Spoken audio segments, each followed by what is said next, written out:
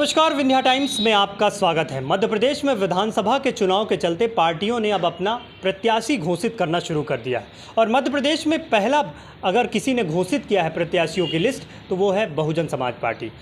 मध्य प्रदेश में लिस्ट जारी कर दी गई और इस लिस्ट में प्रथम उम्मीदवार के तौर पे जिनका नाम आया उसमें सतना जिले के रामपुर बाघेलान विधानसभा से मणिराज सिंह पटेल आज हमारे साथ हैं। हम उनसे बात करेंगे क्योंकि आप तहसीलदार पद जैसे प्रशासनिक पदों में रहे हैं और रिटायर होकर अब राजनीति की ओर है। तो पहले तो मणिराज जी बहुत स्वागत करूंगा आपका। बहुत बहुत धन्यवाद आदरणीय। पहला सवाल यही कि बहुजन समाज पार्टी ने आप पर भरोसा जताया और रामपुर बाघेलान से उम्मीदवार बनाया। लगातार तैयारियां जिस तरह आप क्षेत्र में एक्टिव हैं, किस तरह का माहौल दिख रहा है? देखिए, बहुजन समाज पार्टी ने हमें अपना उम्मीदवार बनाया है। निश्चित रूप से हम बहुजन समाज में जन्मे सभी संतों महापुरुषों को नमन करेंगे और ख़ासकर हमारी जो राष्ट्रीय अध्यक्षा हैं बहन कुमारी मायावती, उत्तर प्रदेश में 4 बार मुख्यमंत्री रही हैं, उनका मुझे आशीर्वाद प्राप्त हुआ है। और जहाँ तक प्रश्न है माहौल का, तो मैं विधानसभा रामपुर बाघेलान के क्षेत्र में जाता हूँ तो बहुजन समाज पार्टी के प्रति काफ़ी अच्छा माहौल है, काफ़ी अच्छा उत्साह देखने को मिलता है। ठीक है मणिराज जी, एक सवाल ये कि जो क्षेत्र में मुद्दे, आप भी जब क्षेत्र में जाते हैं तो तमाम चीज़ें निकल कर सामने आती हैं, तो वो कौन से प्रमुख मुद्दे मानते हैं जो विधानसभा क्षेत्र में प्रमुख तौर पे हावी हैं? देखिए, मैं जब रामपुर विधानसभा क्षेत्र के गांव में जाता हूं तो जो सबसे पहले तो जो मुद्दा निकल कर के आता है, जो नई युवा पीढ़ी है, निश्चित रूप से वो बेरोजगारी से भटक रही है, रोज़गार की बात करती है। और सबसे बड़ी बात है यहाँ शिक्षा संस्थानें जो सामने गांव में आजकल हैं, वहाँ पर देखने को मिलता है कि सरकारी जो स्कूलें हैं उन स्कूलों में 2 बच्चे और 2 शिक्षक रहते हैं। तो ये मेन समस्या तो शिक्षा की आती है। दूसरी बेरोजगारी है, महंगाई चरम सीमा पर है। यही मुद्दे तमाम क्षेत्र में हावी हैं जिनको लेकर के मैं आगे बढ़ने का प्रयास करूँगा। स्थानीय विधायक को लेकर जिस तरह विकास कार्यों का दावा होता है, तो क्या मानते हैं, क्या विकास कार्य रामपुर बाघेलान क्षेत्र में इन 5 वर्षों में या उससे पहले किस तरह के विकास कार्य? मैं वर्तमान समय में स्थानीय विधायक की बात करूंगा तो मुझे तो देखने मिलता है कि स्थानीय विधायक के संरक्षण में यहाँ तो कोरेक्स का हब बन गया। जितने भी यहाँ तमाम प्रकार के लोग नशे में चूर हैं, युवा पीढ़ी भटक रही है, उनका संरक्षण कहीं ना कहीं स्थानीय विधायक जी से प्राप्त होता है। और यहाँ जो मेन समस्या है युवाओं की, उनको सही दिशा, सही संस्कार नहीं मिल पा रहा है। एक समस्या बहुजन समाज पार्टी के साथ बहुत प्रमुख तौर पे ये देखी जाती है कि लोग पार्टी में काम करते हैं, नेता बनते हैं, तमाम पदों पर भी रहते हैं, लेकिन फिर पार्टी छोड़ देते हैं। एक बड़ी चुनौती मानते हैं। देखिए, वो भटक जाते हैं नेता, तो हमारी पार्टी बहुजन समाज पार्टी जो भटके हुए नेताओं को सबक सिखाती है। जो बहुजन समाज पार्टी की विचारधारा से भटकता है तो फिर वो बहुजन समाज पार्टी उनको बाहर का रास्ता दिखा देती है और वही भटके हुए लोगों को बाहर का रास्ता दिखा दी है। आप बहुजन समाज पार्टी से आपका टिकट फाइनल हुआ रामपुर बाघेलान से और आप पहले प्रत्याशी के तौर पर हैं कि यहाँ पे बहुजन समाज पार्टी ने आपको उम्मीदवार बनाया। यहाँ सजातीय जो समीकरण बनता है, राम लखन पटेल यहाँ से पूर्व विधायक रहे हैं और उनकी दावेदारी कमज़ोर होने लगी है। लोग ये कहने लगे हैं कि अब सजातीय उम्मीदवार होने के कारण उनकी दावेदारी कमज़ोर है। तो क्या मानते हैं कि सजातीय उम्मीदवार के तौर पर आप हावी हैं क्या क्षेत्र में? देखिए, बहुजन समाज पार्टी सिद्धांतवादी पार्टी है, विचारधारा की पार्टी है। वहाँ जाति का कोई विशेष स्थान नहीं है। हमारी पार्टी का जब पूर्व में गठन हुआ था, मानवर कांसी राम साहब ने गठन किया था, ST SC OBC को लेकर के गठन किया था। और फिर बाद में हमारी बहन कुमारी मायावती जी का जो सूत्र था, सर्वजन हिताय सर्वजन सुखाय की बात करके हमारी पार्टी सभी को लेकर के चलने वाली पार्टी है। इसमें जात-पात का मुद्दा कोई हावी नहीं है।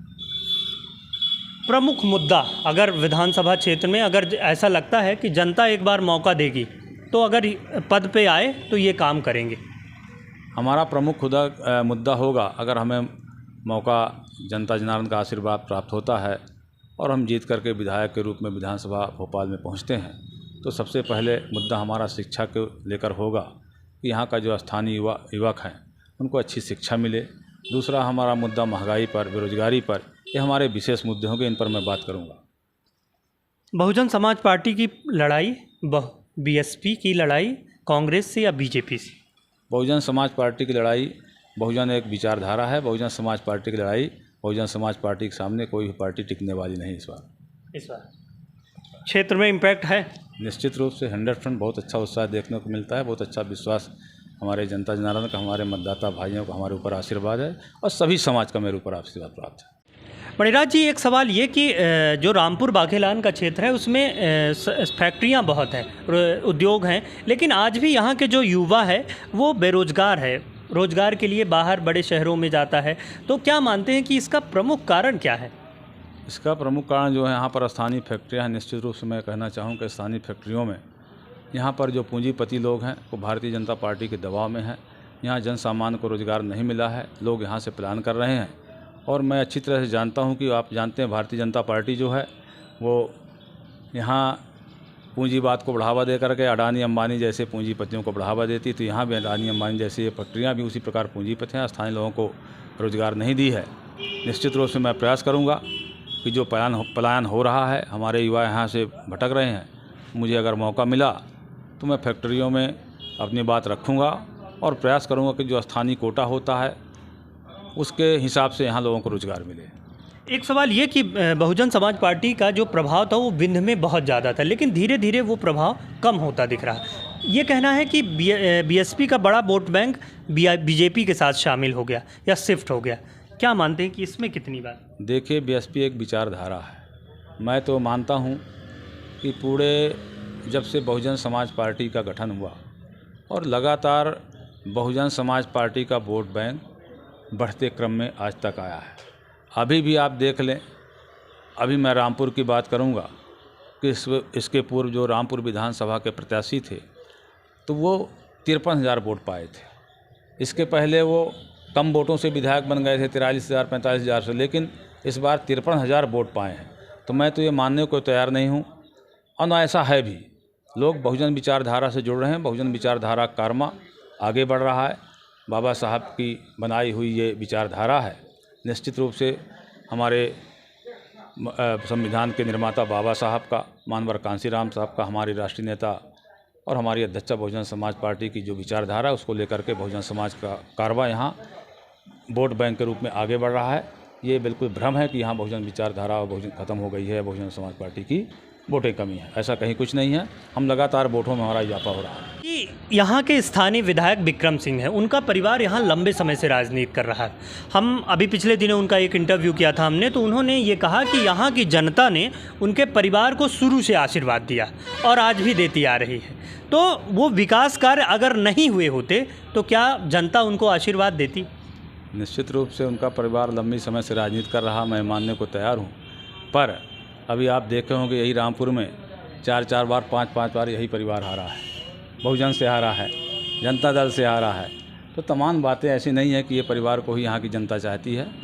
जब ये परिवार में टिकट इनको मिली, इनने अच्छा कार्य नहीं किया, जब यहाँ की जनता ने इनको सबक सिखाया है, और इस बार भी लगभग इनको जनता सबक सिखाने जा रही है, इनको सत्ता से बाहर करेगी, ये आप मेरी पूर्ण विश्वास है मुझे।